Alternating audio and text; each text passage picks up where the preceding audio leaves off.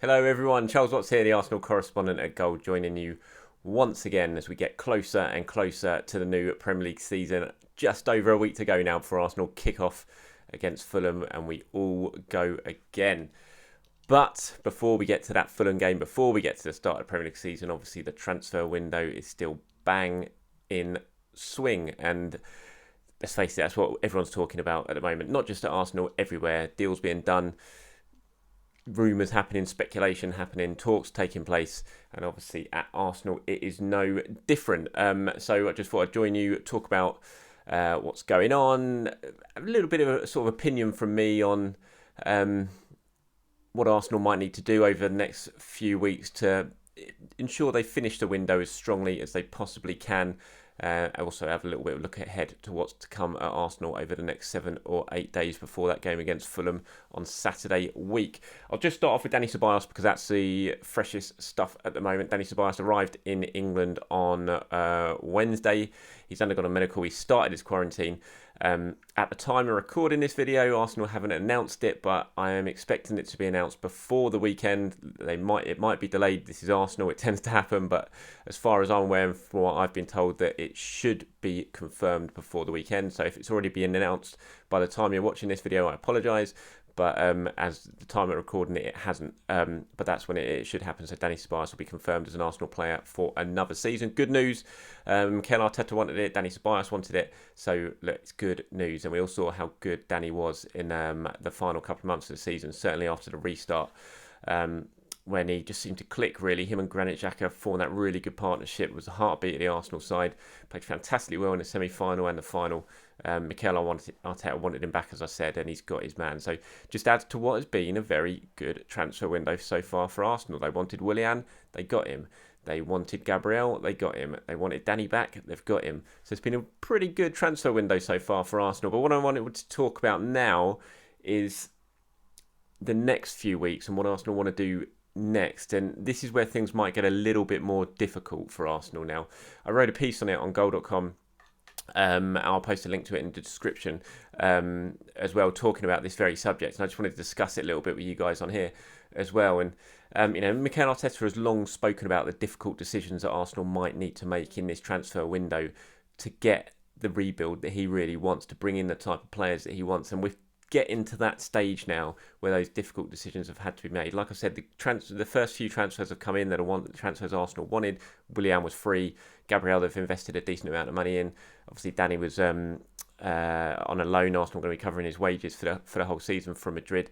But now, if they want to make that really big marquee signing, which they do, and certainly in the midfield area, which Mikel Arteta has identified as the area he really wants to strengthen, then it's going to cost them a lot of money. Thomas Partey, we know he's a target. It's a top target.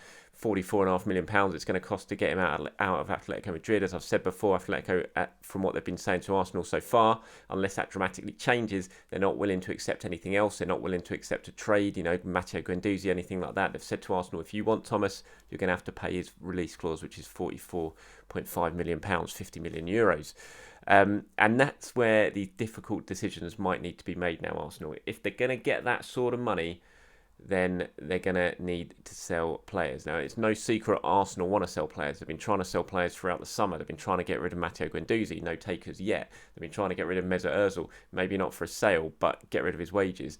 Not happening. Ozil wants to stay, he wants to see out his contract. They've managed to get Henrik Mkhitaryan off the books again for free, but at least they've saved a £10 million, or near £10 million a week wages. But other players like Socrates, like Siad Kolasinac, like Shkodran Mustafi, Lucas Torreira, they're all still here. Now, Socrates and Lucas Torreira getting closer potentially to an exit with interest from Italy that I'll talk about later. But even if they go, they're not really going to generate the type of funds that's going to allow Arsenal to do the type of business that they want to do. And that's why the difficult decisions could well come in the shape of Hector Bellerin, Alexander Lacazette, maybe not Maitland-Niles and Martinez. I mean, Maitland-Niles is looking more and more like he's going to stay. There's been big interest in Maitland-Niles recently. Arsenal rejected that interest so far, and it looks like he could be staying. And that may well lead on to Hector Bellerin, who could potentially go. Now, this is the big one, I think, for Arsenal. This is the decision that's going to be is going to really test them. Mikel Arteta doesn't want to lose Hector Bellerin. He sees him as a very influential player, very important player. he's beginning to look like the Hector Bellerin as old as well. I thought he was fantastic in the semi-final and final last season. I thought he was great in the Community Shield as well. He's beginning to look a little bit sharper like the Bellerin before the injury. And he's a huge influence in the dressing room as well. He's vice-captain. The players all respect him. He was key to getting the wage cuts done during the summer, during the COVID lockdown, when there were really tough talks between the players there, and Hector Bellerin really stepped up and was key to getting that done. And that's how influential he is. That's how respected he is.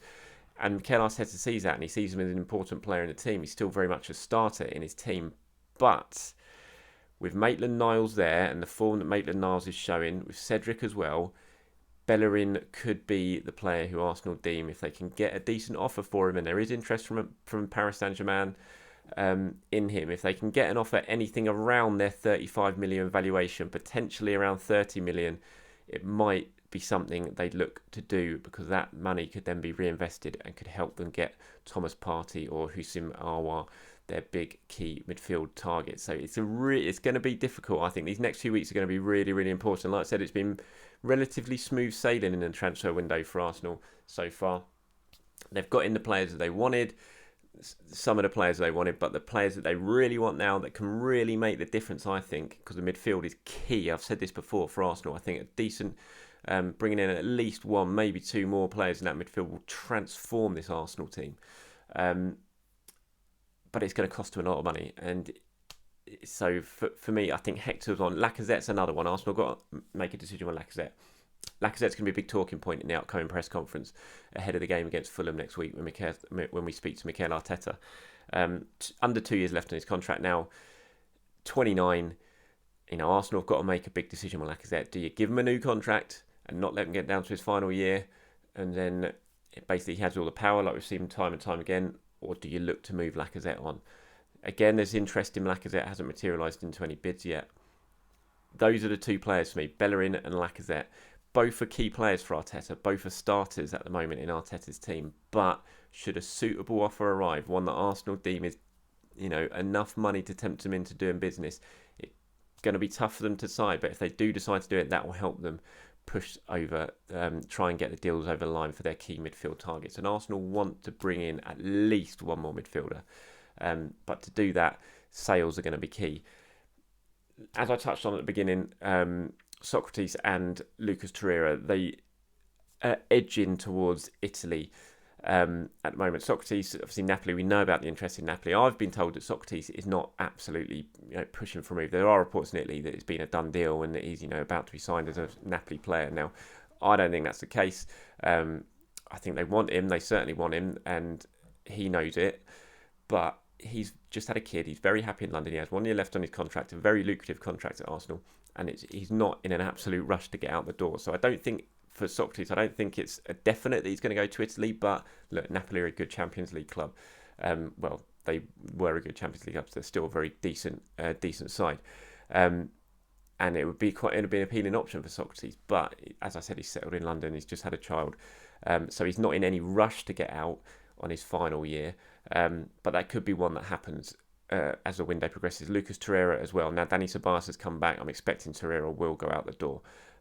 Arsenal will be able to get some money for him. It looks like if it's going to happen, it might be a loan initially with an obligation to buy. It looks like they might be taking a financial hit on it, though, for Arsenal. There are strong reports that I haven't had confirmed yet from Italy that Fiorentina have something agreed with him that will be around €8 million loan fee and then €16 million obligation to buy. So that totals up to 24 million.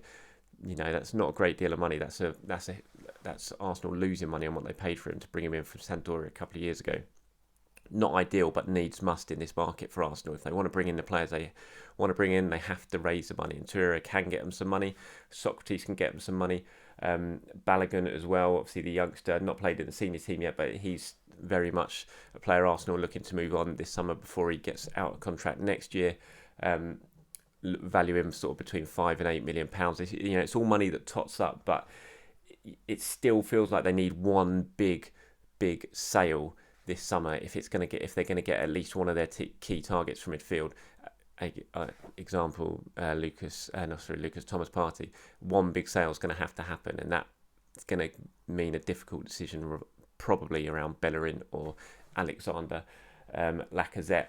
But the fire sale, it still appears it is going to happen. We haven't seen the big movement yet, but like I said, Socrates, Torreira, Rob Holding, again, that might well be, it looks like that's going to be a loan. One of Bellerin or Lacazette may well go. Balogun, like I said, Guendouzi, Arsenal are still desperately trying to get some sort of buyer for, even if it might be a loan of an obligation to buy, but I think they'd absolutely prefer to sell him on, but they haven't been able to get any takers yet. Really frustrating for Arsenal that Lyon don't seem to fancy Guendouzi, because that could really help them in their hunt for Husimawa, who I think would make a huge impact. I mean, you think if Arsenal sign Thomas Partey and Husimawa this summer, the absolute difference that would make in this team would be incredible. You'd see a completely different Arsenal next season. I mean, maybe that's pushing it, and it's a little bit of a dream that you can get both of them. But just one of them would make a big difference for me, and certainly Thomas Partey, I think, would transform the Arsenal midfield, and hopefully we'll have to see whether that's happened. So just quickly now, before I go on the week ahead, this is going out on a Friday, so tomorrow Arsenal will have a friendly. They played it in midweek against QPR, won that 4-3. They'll have another friendly at the weekend, which is penciled in for Saturday, and then probably one more next week before going to Fulham on the opening weekend next Saturday. I'll be speaking to Mikel Arteta next week, probably on Thursday. We'll make sure I keep you bang up to date with everything that comes from that press conference. I'll try and do a Q&A next week before the season, just to answer any of your questions. I'll put out a message on Twitter, as I always do, so please do follow me at Charles_Watts, and I'll try and do a Q&A on here just to answer any questions you have ahead of the start of the season. Like I said, I'm going to drop the piece in I've done about Bellerin and Partey, which kind of explains what I've been talking about here. I'm going to drop it in the description below, so please do click on that link if you want to read more about what I have to say on that situation, and follow me on Twitter, as I said, at Charles_Watts, and head over to goal.com for all your Arsenal news. Thank you everyone for watching. Appreciate all your support. I'm seeing I've gone above 25,000 subscribers on here already now. Massively appreciate that, and I will try and do my best as the season starts next Saturday to keep you bang up to date with Arsenal as the Premier League gets underway. Thanks for watching everyone. I'll speak to you soon.